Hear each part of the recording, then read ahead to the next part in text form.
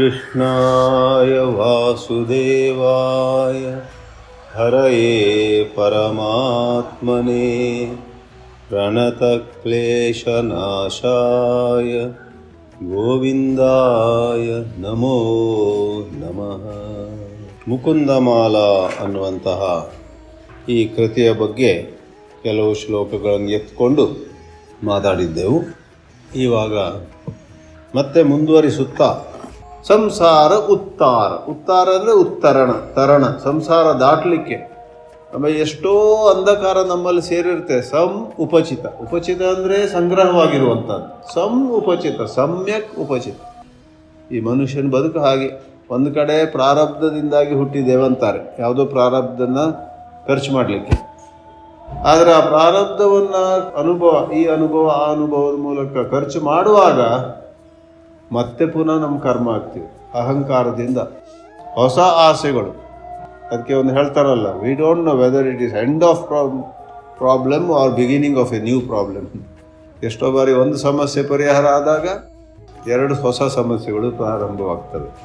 ಆ ಪ್ರಕಾರವಾಗಿರುವಂತಹ ತಮಸ್ ಜಾಡ್ಯ, ಅದನ್ನು ನಿರ್ಯಾಣ ಮಂತ್ರಂ, ಅದನ್ನು ದೂರಪಡಿಸುವಂಥ ಒಂದು ಮಂತ್ರ ಇದ್ದುದಾದರೆ ಅದು ಶ್ರೀಕೃಷ್ಣ ಮಂತ್ರ. ಸರ್ವ ಐಶ್ವರ್ಯ ಏಕ ಮಂತ್ರಂ, ಸರ್ವೈಶ್ವರ್ಯೈಕ ಮಂತ್ರಂ. ನಾವ್ಯಾರೂ ಕೂಡ ಇವರ ಹಂಗಿನಲ್ಲಿ ಅವರ ಹಂಗಿನಲ್ಲಿ ಇರಲಿಕ್ಕೆ ಇಷ್ಟಪಡುವುದಿಲ್ಲ. ನಮ್ಮೆಲ್ಲರೂ ಕೂಡ ಸ್ವತಂತ್ರರಾಗಿ ಇಚ್ಛಿಸ್ತೀವಿ. Everybody wants freedom. ಅದಕ್ಕೋಸ್ಕರ ಎಷ್ಟೆಲ್ಲ ಸಾಮಾಜಿಕ ಸಿದ್ಧಾಂತಗಳು ಬಂದಿವೆ. ಕಮ್ಯುನಿಸಮ್ ಅಂತೆ, ಡೆಮೋಕ್ರಸಿ ಅಂತೆ, ಸೋಷಲಿಸಮ್ ಅಂತೆ, ಇನ್ನೊಂದಂತೆ ಮತ್ತೊಂದಂತೆ, ಏನೆಲ್ಲ ಹೊಸ ಹೊಸ ಕಾನೂನು, ಹೊಸ ಹೊಸ ಸಿಸ್ಟಮ್. ಈಗಿನ ಪ್ರಪಂಚದಲ್ಲೇ ಒಂದು ಕಡೆ ಕೆಲವು ದೇಶಗಳು ತುಂಬ ಲಿಬರಲ್ ಆಗ್ತಾ ಇವೆ. ಯಾವ ಹಳೆಯ ಸಿಸ್ಟಮ್ ಬೇಡ, ನಮಗೆ ಫ್ರೀಡಮ್ ಬೇಕು ಅಂತ. ಈ 21ನೇ ಶತಮಾನದಲ್ಲಿ ಕೂಡ ನಮ್ಮ ಕಣ್ಣೆದುರಿಗೆ ಈ ಪ್ರಪಂಚದಲ್ಲಿ ಕೆಲವು ದೇಶಗಳು ತುಂಬ ಕನ್ಸರ್ವೇಟಿವ್ ಆಗ್ತಾ ಇದ್ದಾವೆ, ತುಂಬ ಕನ್ಸರ್ವೇಟಿವ್. ಅಮೇರಿಕದಂಥ ದೇಶದಲ್ಲೂ ಕೂಡ ಪೂರ್ಣತಃ ಅಲ್ಲದಿದ್ದರೂ ಕೂಡ ಕೆಲವು ಅಂಶದಲ್ಲಿ, ಈಗ ಡೊನಾಲ್ಡ್ ಟ್ರಂಪ್ ಬಂದವರು, ಅವನು ಭಾಳ ಕನ್ಸರ್ವೇಟಿವ್. ಅಮೇರಿಕದಲ್ಲಿ ಎಲ್ಲಕ್ಕಿಂತ ಹೆಚ್ಚು ಸ್ವಾತಂತ್ರ್ಯ ಇತ್ತು ಮೊನ್ನೆವರೆಗೆ. ಈಗ ಅವನೇನೋ ಮಾತಾಡ್ತಿದ್ದಾನೆ, LGBT ಅಂಥದ್ದೆಲ್ಲ ಇದೆಯಲ್ಲ, ಅದೆಲ್ಲ ಅಬಾಲಿಷ್ ಮಾಡ್ತೇನೆ, ಅವರಿಗೆ ಯಾವ ಅಧಿಕಾರ ಕೊಡುವುದಿಲ್ಲ ಅಂತ. ಅದರಿಂದ ಕ್ಯಾಲಿಫೋರ್ನಿಯಾದಲ್ಲೆಲ್ಲ ಭಾಳ ಆಕ್ರೋಶ ಆಗಿದೆ. ಕ್ಯಾಲಿಫೋರ್ನಿಯಾದಲ್ಲಿ ಅದೇನದು ಗೇ ಮತ್ತು ಲೆಸ್ಬಿಯನ್ ಮತ್ತು ಏನದು LGBT, BTಯ ಬಿ ಅಂದರೆ ಬೈಸೆಕ್ಷುವಲ್, T ಅಂದರೆ ಟ್ರಾನ್ಸ್ಜೆಂಡರ್, L ಅಂದರೆ ಲೆಸ್ಬಿಯನ್ ಆ್ಯಂಡ್ G ಅಂದರೆ ಗೇ. ಕರೆಕ್ಟ್. ಲೆಸ್ಬಿಯನ್, ಗೇ ಆ್ಯಂಡ್ ಬೈಸೆಕ್ಷುವಲ್ ಆ್ಯಂಡ್ ಟ್ರಾನ್ಸ್ಜೆಂಡರ್, ಇನ್ನೂ ಕೆಲವುದೆಲ್ಲ ಇದೆ. ಅಂದರೆ ಕೆಲವರು ಅಧಿಕಾಂಶ ಜನರಿಂದ ಸ್ವಲ್ಪ ಬೇರೆ ಆಗಿದ್ದರೆ ಆಗ ಒಂದು ಲಿಬರಲ್ ವ್ಯೂನಲ್ಲಿ ಅವರಿಗೂ ಒಂದು ಸ್ಥಾನ ಕೊಟ್ಟು ಏನೋ ಒಂದ್ಸಲ ಎಲ್ಲ ಒಟ್ಟು ನಡೆಯೋಣ ಅಂತ. ಅಮೇರಿಕ ಆಗಲಿ ಅಥವಾ ತಾಲಿಬಾನ್ ಆಗಲಿ ಎಷ್ಟೋ ದೇಶಗಳಲ್ಲಿ ಅಯ್ಯೋ ಅವರು ಡ್ರೆಸ್ ಮಾಡಿದ ಹಾಗೆ ನೀವು ಡ್ರೆಸ್ ಮಾಡದಿದ್ದರೆ ಕೊಂದೇ ಬಿಡ್ತಾರೆ ಕೆಲವು ಕಡೆಯಲ್ಲಿ. ಏನಿವೆ, ನಾನೇನು ದೊಡ್ಡ ಸಮಾಜಶಾಸ್ತ್ರಿ ಅಲ್ಲ, ಆದರೆ ನಮಗೊಂದು ಅಭ್ಯಾಸ, ಎಲ್ಲ ಸಬ್ಜೆಕ್ಟ್ ಸ್ವಲ್ಪ ಕೈ ಹಾಕೋದು, ಆಮೇಲೆ ಅಪಾಲಜೆಟಿಕಲಿ ಕೈ ತಗೊಳ್ಳೋದು. ಹೆಚ್ಚು ಹೇಳಿದರೆ ಕಡೆಗೊಬ್ಬರು ಹೇಳ್ತಾರೆ, ಅಷ್ಟು ನೀವು ರಾಜಕೀಯ ಮಾತಾಡೋದು ಬೇಡ ಇತ್ತು ಅಂತ. ಹಾಗೂ ಆಗಿದೆ. ಒಂದು ಸರಿ ಯಾವುದೋ ಒಂದು ಹೇಳ್ತಾ ಹೋದೆ ನಾನು, ಕೊನೆಗೊಬ್ಬರು ಇಮೇಲ್ ಬರೆದ್ರು, ಅದಕ್ಕೆಲ್ಲ ನೀವು ಇಳಿಬೇಡಿ ಸ್ವಾಮೀಜಿ, ನಿಮ್ಮನ್ನು ನಾವು ಒಂದು ರೀತಿ ನೋಡ್ತಾ ಇದ್ದೇವೆ, ನೀವು ಈಗ ಅದು ಪ್ರೋ ಸೋನಿಯಾ ಅಥವಾ ಪ್ರೋ ಮೋದಿ ಅಥವಾ ಪ್ರೋ ಇಸ್ರೇಲ್ ಅಥವಾ ಪ್ರೋ ಗಾಜಾ ಅಥವಾ ನೀವು ಸ್ವಲ್ಪ ಪ್ರೋ ಆಚೆ ಈಚೆ ಮಾಡಿದರೆ ಅದು ಸರಿ ಹೋಗೋದಿಲ್ಲ. ನೀವು ಯಾರು ಪಕ್ಷ ತಗೊಳ್ಬೇಡಿ, ಬರೇ ಬ್ರಹ್ಮ ವಿಚಾರ ಮಾಡಿ. ಪುಣ್ಯಕ್ಕೆ ಬಾಯಿ ಮುಚ್ಕೊಳ್ಳಿ ಅಂತ ಹೇಳಲಿಲ್ಲ, ಬ್ರಹ್ಮ ವಿಚಾರ ಮಾಡಿ, ಶುದ್ಧ ಭಕ್ತಿ ಮಾತಾಡಿ. ನೀವು ಈ ಪಕ್ಷ ಆ ಪಕ್ಷ, ಈ ಜಾತಿ ಆ ಜಾತಿ, ಈ ವರ್ಗ ಆ ವರ್ಗ, ಪುರುಷ ಪರ ಸ್ತ್ರೀ ಪರ, ಬಿಳಿಯರ ಪರ ಕರಿಯರ ಪರ, ಯಾರು ಪಕ್ಷ ತಗೊಳ್ಬೇಡಿ ಸ್ವಾಮೀಜಿ, ನಿಮ್ಮನ್ನು ನಾವು ಎತ್ತರದಲ್ಲಿಟ್ಟಿದ್ದೀವಿ, ಆ ಎತ್ತರದಲ್ಲಿ ಕೂತ್ಕೊಳ್ಳಿ, ಆಮೇಲೆ ಶುದ್ಧ ಬ್ರಹ್ಮದ ಬಗ್ಗೆ ಮಾತಾಡಿ ಅಂತ ನಮ್ಮ ಕೆಲವರೆಲ್ಲ ನಮ್ಮ ಭಕ್ತಾದಿಗಳೇ, ನಮ್ಮ ಶಿಷ್ಯರೇ, ನಮ್ಮಿಂದೇ ಆ ಥರ ಮಾತಾಡೋದು ಕಲ್ತ್ಕೊಂಡಿದ್ದವರು ನಮಗೆ ಹೇಳ್ತಾರೆ. ಸಂತೋಷ, ನಾವು ಅದನ್ನು ಸ್ವೀಕರಿಸ್ತೀವಿ. ಸ್ವಲ್ಪ ತಲೆ ಬಿಸಿ ಆಗುತ್ತೆ ಇಮೇಲ್ ಬಂದಾಗೆಲ್ಲ, ನನಗೆ ಹೀಗೆ ಹೇಳ್ತಾಳಲ್ಲ ಇವಳು, ನನಗೆ ಹೇಳ್ತಾಳಲ್ಲ ಈ ಥರ ಅಂತ. ಇರಲಿ ಬಿಡಿ.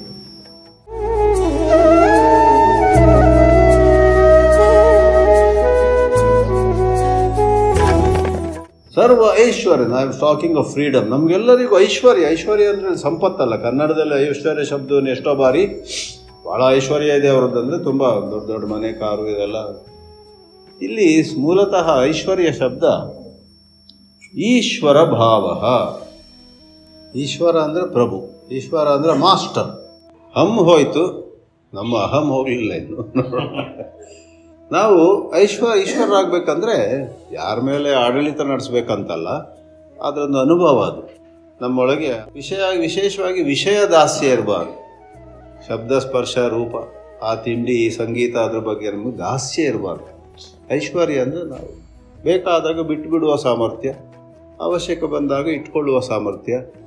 We should not be slaves of anything, we must have freedom. ವ್ಯಸನ ಭುಜಗಸಂದ್ ಇನ್ನೊಂದು ಉಪಮೆ. ಈ ವ್ಯಸನಗಳು ಸಿಗರೆಟ್ ಇರ್ಬೋದು, ಕುಡಿತಾ ಇರ್ಬೋದು, ಅಥವಾ ನೋಡಿ ಅದಕ್ಕೆಲ್ಲ ವ್ಯಸನ ಅಂತ ಸುಲಭವಾಗಿ ಹೇಳ್ತೀವಿ. ಕೆಲವು ಸೂಕ್ಷ್ಮವಾದ ವ್ಯಸನಗಳಿವೆ.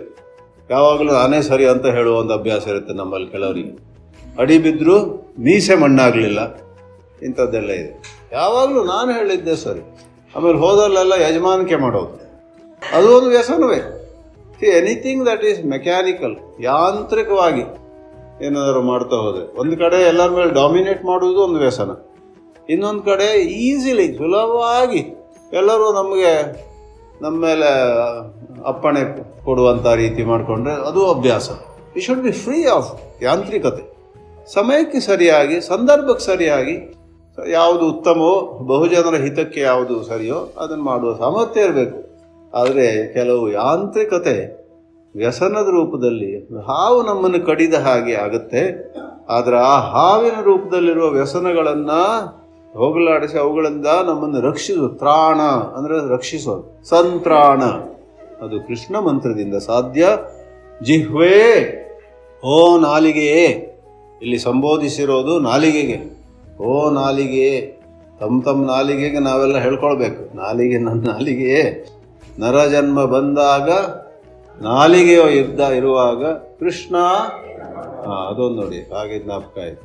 ನರ ಜನ್ಮ ಬಂದಾಗ ನಾಲಿಗೆ ಇರುವಾಗ ಕೃಷ್ಣ ಎನ್ನಬಾರದೆ, ಕೃಷ್ಣ ಎನ್ನಬಾರದೆ ಅಂತ ಇದೆ. ನೀವೆಲ್ಲ ನಿಮ್ಮಲ್ಲಿ ಕೆಲವರು ಇನ್ನೂ ಚೆಂದಾಗಿ ಹಾಡ್ತೀರಾ. ಎಷ್ಟು ಚೆನ್ನಾಗಿ ಹೇಳಿದ್ದಾರೆ. ನರ ಜನ್ಮ ಬಂದಿದೆ, ನಾಲಿಗೆ ಇದೆ, ಆ ಕೃಷ್ಣ ಅಂತ ಹೇಳೋದು ಬಿಟ್ಕೊಂಡು ಎಲ್ಲ ಅಲ್ಲಿ ಒಂದು ಸ್ಕ್ವೇರ್ ಫೂಟ್ ಲ್ಯಾಂಡಿಗೆ ಎಷ್ಟೀಗ, ಇದು ಹೇಗೆ, ಅದು ಹೇಗೆ, ಅವನು ಹೇಗಿದ್ದಾನೆ, ಇವನು ಹೇಗಿದ್ದಾನೆ, ಎಲ್ಲರ ಬಗ್ಗೆ ಅಭಿಪ್ರಾಯ, ಎಲ್ಲರಿಗೂ ಒಂದು ಲೇಬಲ್ ಹಾಕೋಕೆ ಹೊರಟಿದ್ದೇವೆ. ಇವನು ಒಳ್ಳೆಯವನು, ಅವಳು ಕೆಟ್ಟವಳು ಅಂತೆಲ್ಲ. ಯಾಕ್ರಿ ಈಗ ಅವಶ್ಯಕತೆ ಬಂದಿದೆಯಾ? ಎಷ್ಟೋ ಬಾರಿ ನೋ ನೀಡ್, ಆದರೆ ಮನಸ್ಸಲ್ಲಿ ಆಚೆ ಆಲೋಚನೆ ಹೋಗ್ತಾ ಇರುತ್ತೆ. ಅದರಿಂದ ನಮ್ಮನ್ನು ಉಳಿಸ್ಕೊಳ್ಬೇಕಾದ್ರೆ ನಾಲಿಗೆ ಶ್ರೀಕೃಷ್ಣ ಮಂತ್ರವನ್ನು ಜಪಿಸು 2 ಸಾರಿ ಹೇಳ್ತಾರೆ ಶ್ರೀ ಕುಲಶೇಖರರು. ಜಪ ಜಪ ಸತತಂ ಜನ್ಮ ಸಾಫಲ್ಯ ಮಂತ್ರ.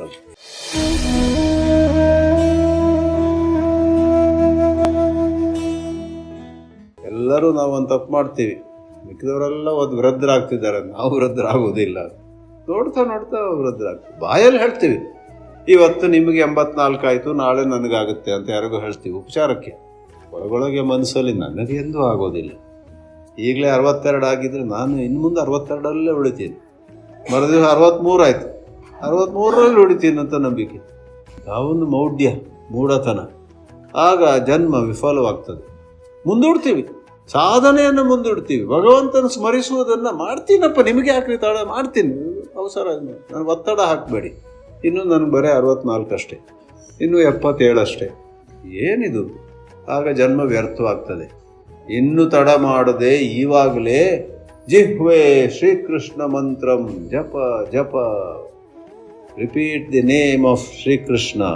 ಕೊನೆಯದಾಗಿ ಇವತ್ತಿಗೆ ನೀವು ಮೊದಲು ಹೇಳಿದ ಹಾಗೆ ಒಂದು ಮಣಿ, 2ನೇದು ಮಂತ್ರ, 3ನೇದಾಗಿ ಒಂದು ಔಷಧ. ಆ ಔಷಧ ತಗೊಳ್ಳಿ, ಈ ಔಷಧ ತಗೊಳ್ಳಿ. ನಿಮ್ಗೆ ಯಾವ ಸಮಸ್ಯೆ ಇರಲಿ, ಊರಲ್ಲಿ 2 ಡಾಕ್ಟ್ರ್ ಇದ್ದರೆ 25 ಜನ ಡಾಕ್ಟ್ರ್ ಅಲ್ದಿದ್ದವ್ರು ನಿಮ್ಗೆ ಹೇಳ್ತಾರೆ. ಆಮೇಲೆ ಯಾವ ಡಾಕ್ಟ್ರ್ ಹತ್ರ ಹೋಗ್ಬೇಕು ನೀವು? ಅದು ಏನು ಖುಷಿಯೋ ಜನರಿಗೆ. ಎಲ್ಲರೂ ನಮಗೆ ಬುದ್ಧಿ ಹೇಳ್ತಾರಲ್ಲ, ಇದು ತಗೊಳ್ಳಿ, ಇದನ್ನು ಅರ್ಧ ಅದು ಕೊಡಿ. ಈಗ ಒಂದು ವಾಟ್ಸಪ್ ಬಂದುಬಿಟ್ಟಿದೆ, ಏನೆಲ್ಲ. ಒಬ್ಬರು ಮೋಟಿವೇಶನಲ್ ಸ್ಪೀಕರ್ ಒಬ್ರು ಇದ್ದಾರೆ, ಅವರೀಗ ಹೊಸ ಹೆಸರು ತಗೊಂಡಿದ್ದಾರೆ. ಎಂಥವ್ರದ್ದು ಆತ್ರೇಯ ರಾ ಅಂತೇನೋ ಒಂದು ಹೆಸರಿದೆ, ಮಹಾತ್ರಿಯ ರಾ. ಮೊದಲು ರಂಗರಾಜನ್ ಅಂತೇನೋ ಇತ್ತು, ತಮಿಳಿಯನ್. ಅವ್ರು ಭಾಳ ಚೆನ್ನಾಗಿ ಮಾತಾಡ್ತಾರೆ. ಅವರು ಒಂದು ವಿಡಿಯೋದಲ್ಲಿ ಹೇಳ್ತಾರೆ, ಈಗ ಅದೊಂದು ವಾಟ್ಸಾಪ್ ಬಂದಿದೆ, ಅದರಲ್ಲಿ ಹೇಳ್ತಾರೆ ದಿನ ಬೆಳಿಗ್ಗೆ ಒಂದ್ಸರಿ ಸಾಯಂಕಾಲ ಒಂದ್ಸಾರಿ ಹೊಡ್ಕೊಳ್ಳಿ ನಿಮ್ಮೆಲ್ಲ ರೋಗ ಹೋಗುತ್ತೆ ಅಂತ ಹಾಸ್ಯಕ್ಕೆ ಹೇಳೋದು. ಕೆಲವು ವಾಟ್ಸಾಪ್ ಚೆನ್ನಾಗಿರುತ್ತೆ, ಇಲ್ಲ ಅಂತ ಹೇಳೋಲ್ಲ. ಆದರೆ ರಂಗರಾಜನ್ ಅಥವಾ ಈಗ ಮಹಾತ್ರಿಯ ಅಂತ ಅವ್ರು ಹೇಳೋದ್ರಲ್ಲೂ ಸ್ವಲ್ಪ ಸತ್ಯ ಇದೆ. ಏನೆಲ್ಲ ಬರುತ್ತೆ, ಹೀಗೆ ಮಾಡಿ ಹಾಗೆ ಮಾಡಿ ನಿಮ್ಮದು ಡಾಕ್ಟ್ರ್ ಹತ್ರ ಹೋಗೋದೇ ಬೇಡ, ಸುಮ್ಮನೆ ಡಾಕ್ಟ್ರೆಲ್ಲ ನಿಮ್ದು ಹಣ ದೋಚ್ತಾರೆ. ಆ ಒಂದು ನಮ್ಮ ರೋಗದ ಚಿಕಿತ್ಸೆಗೆ ಯಾವುದು ಉತ್ತಮ ಅನ್ನುವಲ್ಲಿ ಕುಲಶೇಖರ ಇಲ್ಲೂ ಕೂಡ ಐ ಸೆಡ್ ಬಿಫೋರ್ ಆಲ್ಸೋ, ಅದು ಮಣಿ ಆಗಲಿ ಮಂತ್ರ ಆಗಲಿ ಔಷಧ ಆಗಲಿ, ಕುಲಶೇಖರರು ಅದೆಲ್ಲ ಮೂಢನಂಬಿಕೆ ಅಂತ ಹೇಳಿ ಅವುಗಳದೆಲ್ಲ ಇದೆ. They are good systems. Western medicine very advanced. My god, ಎಷ್ಟು ರಿಸರ್ಚ್ ಆಗಿದೆ. ಆಯುರ್ವೇದ, ನ್ಯಾಚುರೋಪತಿ, ಹೋಮಿಯೋಪತಿ ಎಲ್ಲದರಲ್ಲೂ ಕೂಡ ತುಂಬ ಒಳ್ಳೆಯ ಗುಣಗಳಿವೆ. ಈ ಕುಲಶೇಖರರು ಕೂಡ ಇವೆಲ್ಲ ಬಿಡಿ ಅಂತ ಹೇಳ್ತಾ ಇಲ್ಲ. ಆದರೆ ಏನಂದರೆ ಮಾಡೋದನ್ನು ಮಾಡಿ, ಆದರೆ ಮುಖ್ಯವಾಗಿ ಭಕ್ತಿಯನ್ನು ಬೆಳೆಸ್ಕೊಳ್ಳಿ. ಭಕ್ತಿ ಕ್ಯಾನ್ ಡೂ ಗ್ರೇಟ್ ವಂಡರ್ಸ್. ಕುಲಶೇಖರರಾಗಲಿ, ತುಳಸಿದಾಸರಾಗಲಿ, ಕನಕದಾಸರಾಗಲಿ, ಪುರಂದರದಾಸರಾಗಲಿ ಡಾಕ್ಟ್ರ್ ಹತ್ರ ಹೋಗ್ಬೇಡಿ ಅಂತ ಹೇಳೋದಿಲ್ಲ. ಹೋಗುವರು ಹೋಗಿ, ಹೋಗ್ದಿರುವರು ಹೋಗಬೇಡಿ, ನಿಮ್ಮಿಷ್ಟ, ಅದು ಬೇರೆ ವಿಷಯ. ಅದರ ಜೊತೆಗೇನೆ ಮುಖ್ಯವಾಗಿ ಜೀವನ ಹೇಗೆ ನಡೆಸ್ತಿದ್ದೀರಾ, ನೀವು ಬದುಕನ್ನು ಹೇಗೆ ನಡೆಸ್ತಿದ್ದೀರಾ, ಬೆಳಿಗ್ಗೆಯಿಂದ ರಾತ್ರಿವರೆಗೆ ದೇವರನ್ನು ನಾಪ್ಸ್ಕೋತೀರಾ ಇಲ್ವಾ ಅಂತ ಅವ್ರದ್ದು ಪ್ರಶ್ನೆ. So please don't misunderstand all this as critical or negative of any system of medicine. ಇದನ್ನು ಓದೋಣ. ವ್ಯಾಮೋಹ ಪ್ರಶಮೌಷಧಂ ಮುನಿ ಮನೋವೃತ್ತಿ ಪ್ರವೃತ್ಯೌಷಧಂ ದೈತ್ಯೇಂದ್ರಾರ್ತಿಕರೌಷಧಂ ತ್ರಿಭುವನೀ ಸಂಜೀವನೈಕೌಷಧಂ ಭಕ್ತಾತ್ಯಂತಹಿತೌಷಧಂ ಭವಭಯ ಪ್ರಧ್ವಂಸನೈಕೌಷಧಂ ಶ್ರೇಯಪ್ರಾಪ್ತಿಕರೌಷಧಂ ಪಿಬ ಮನಃ ಶ್ರೀಕೃಷ್ಣ ದಿವ್ಯೌಷಧಂ. ಮತ್ತೊಮ್ಮೆ ಈ ಶ್ಲೋಕದಲ್ಲಿ ಎಲ್ಲ ಅಲಂಕಾರಗಳಿವೆ, ಆದರೆ ನಾವು ಅರ್ಥಕ್ಕೆ ಹೋಗೋಣ. ಏನರ್ಥ ಈ ಶ್ಲೋಕದಲ್ಲಿ? ನಮಗೆ ಎಂತೆಂಥ ಮೋಹಗಳು. ವ್ಯಾಮೋಹ ಅಂದರೆ ವಿ ಅಂದರೆ ವಿಶೇಷ, ಆ ಅಂದರೆ ಎಲ್ಲ ದಿಕ್ಕಿನಲ್ಲೂ ಕೂಡ. ವಿ ಪ್ಲಸ್ ಆ ಪ್ಲಸ್ ಮೋಹ, ವ್ಯಾಮೋಹ ಪ್ರತಿಯೊಬ್ಬರಲ್ಲೂ ಇದೆ. ಒಬ್ಬೊಬ್ಬರಿಗೆ ಒಂದೊಂದು ಹುಚ್ಚು. ಒಮ್ಮೆ ಸ್ವಾಮಿ ಪೀತಾಂಬರಾನಂದ ಅಂತ ಒಮ್ಮೆ ಒಂದು ಕಡೆ ಬಂದಿದ್ದರು. ನಾನು ಕಾಲೇಜಲ್ಲಿದ್ದಾಗ ಅವರದ್ದು ಪ್ರವಚನ ಏರ್ಪಾಡು ಮಾಡಿದ್ವಿ. ಕೆಲವು ಹುಡುಗರು, ಕೆಲವು ಟೀಚರ್ಸ್ ಎಲ್ಲ ಸೇರ್ಕೊಂಡು ಮದ್ರಾಸಲ್ಲಿ. ಅವರೊಂದು ಮಾತು ಹೇಳಿದರು. 15ನೇ ಅಧ್ಯಾಯ ಗೀತೆ ಬಗ್ಗೆ ಪ್ರವಚನ ಕೊಟ್ಟರು ಒಂದು 4 ದಿವಸ. ಅದರಲ್ಲಿ ಹೇಳಿದರು, ಜಗತ್ತಿನಲ್ಲಿ ಎಲ್ಲರೂ ಹುಚ್ಚರೆ, ಜಗತ್ತಿನಲ್ಲಿ ಎಲ್ಲರೂ ಹುಚ್ಚರೆ. ಕೆಲವರಿಗೆ ಹಣದ ಹುಚ್ಚು, ಕೆಲವರಿಗೆ ಹೆಣ್ಣಿನ ಹುಚ್ಚು, ಕೆಲವರಿಗೆ ಗಂಡಿನ ಹುಚ್ಚು, ಕೆಲವರಿಗೆ ಪವರ್ ಪೊಸಿಷನ್ ಸ್ಥಾನಮಾನದ ಹುಚ್ಚು, ಕೆಲವರಿಗೆ ಪುಸ್ತಕದ ಹುಚ್ಚು, ಕೆಲವರಿಗೆ ಸಂಗೀತದ ಹುಚ್ಚು ಅಂತ ಹೇಳಿದ್ರು. ಆಮೇಲೆ ಭಕ್ತಾದಿಗಳು ಅವರು ಹುಚ್ಚರೆ, ಅವ್ರಿಗೆ ಭಗವಂತ ಅನ್ನುವಂಥ. ಆದರೆ ಆ ಹುಚ್ಚಿದೆಯಲ್ಲ, ಬೇರೆ ಎಲ್ಲ ಹುಚ್ಚನ್ನು ಬಿಡಿಸುವಂಥ ಹುಚ್ಚು. ಹುಚ್ಚರಂತೂ ಆಗಿದ್ದೀವಿ ನಾವು, ಎಲ್ಲರೂ ಹುಚ್ಚರೆ. ಆದರೆ ಒಂದು ವೇಳೆ ಹುಚ್ಚು ಎಲ್ಲ ಪ್ರಕಾರದ ಹುಚ್ಚುಗಳಲ್ಲಿ ಆಯ್ಕೆ ಮಾಡೋದಿದ್ರೆ ಭಗವಂತನ ಬಗ್ಗೆ ಹುಚ್ಚು ಬಂದರೆ ಅದು ಭಾಳ ಒಳ್ಳೆಯದು.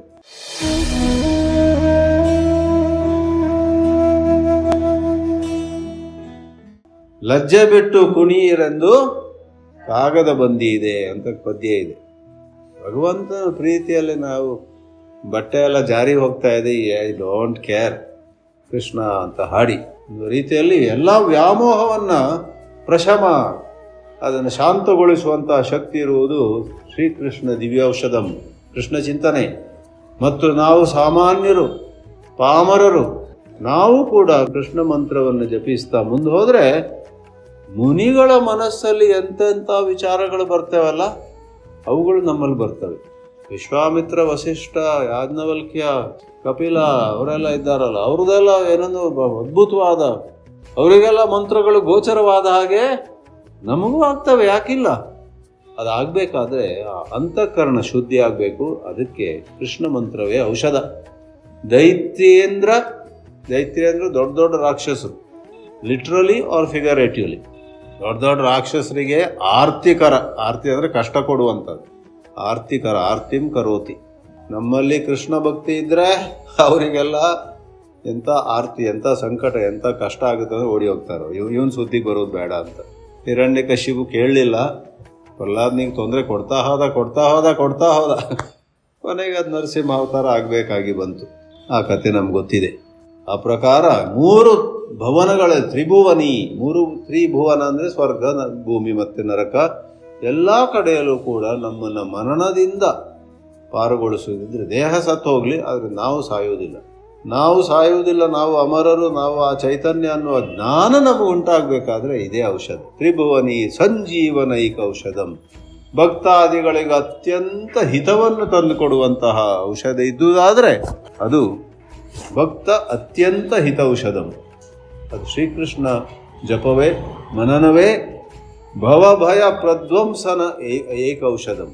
ಒಬ್ಬೊಬ್ಬರಿಗೆ ಒಂದೊಂದು ಭಯ, ಒಂದೊಂದು ರೀತಿಯಲ್ಲಿ ತಿಳಿದವರು ಅದು ಹೇಳಿದ್ದಾರೆ. ಹೇಗಂದರೆ, ಈ ಜೀವನದಲ್ಲಿ 2 ಬಲಗಳು, 2 forces are all the time pulling us, ಈ ಕಡೆ ಆ ಕಡೆ, ಆ ಕಡೆ ಈ ಕಡೆ. ಒಂದು ಆಸೆ, ಅದು ಬೇಕು ಅಂತ. ಇನ್ನೊಂದು ಭಯ, ಅಯ್ಯೋ ಇದರಿಂದ ನನ್ನನ್ನು ಉಳಿಸಿಯಪ್ಪ. ವ್ಯಕ್ತಿ ಇರ್ಬೋದು, ಏನೋ ಒಂದು ಚೇಳಿರ್ಬೋದು, ಹಾವಿರ್ಬೋದು, ಆಗುತ್ತೆ. ಬರ್ತಿದ್ವಿ ಕಾರಲ್ಲಿ, ಡಾಕ್ಟರ್ ರಾಮನಾಥ್ ಪೈ ಇದ್ದಾರೆ. ಅವ್ರ ಮನೆಯಲ್ಲಿ ಒಂದು ಕೆಲವು ವರ್ಷದ ಹಿಂದೆ ಫ್ಲಾರಿಡಾದಲ್ಲಿ ಮುಕುಂದಮಾಲ ಮಾಡಿದ್ದೆವು. ಅವ್ರ ಜೊತೆ ಇದ್ದೇನೆ ನಾನು ಕಳೆದ 24 ಗಂಟೆಗಿಂತ ಹೆಚ್ಚಾಗಿ. ಅವ್ರ ಹತ್ರ ಹೇಳಿದೆ, ಇವತ್ತು ಸಾಯಂಕಾಲ ಮುಕುಂದಮಾಲ, ಹಾಗಾದರೆ ನಾನು ಬರ್ತೇನೆ ಅಂದರೆ ಒಟ್ಟಿಗೆ ಬಂದುಬಿಟ್ರು. ಅವರು ಬರ್ತಾರೆ, ನಾವು ಮತ್ತೆ ಸ್ವಲ್ಪ ಸರಸ ಸಲ್ಲಾಪ ಮಾಡ್ತಾ ಬಂದೆವು. ಅದರಲ್ಲಿ ಹೇಳಿದರು, ಒಬ್ಬ ಸ್ವಲ್ಪ ಹುಚ್ಚು ಹಿಡಿದು ಸೈಕಿಯಾಟ್ರಿಸ್ಟ್ ಹತ್ರ ಹೋದಂತೆ, ಮನೋವೈಜ್ಞಾನಿಕ ವೈದ್ಯರು. ಡಾಕ್ಟ್ರೇ ಏನಾದರೂ ಮಾಡಿ ನನಗೆ ರಾತ್ರಿ ಮಲಗಿದಾಗ ಮಂಚದಡಿಯಲ್ಲಿ ಭೂತ ಕೂತಿದೆ ಅಂತ ಭಯಂಕರ ಬಹಳ ಭಯ ಆಗ್ತದೆ.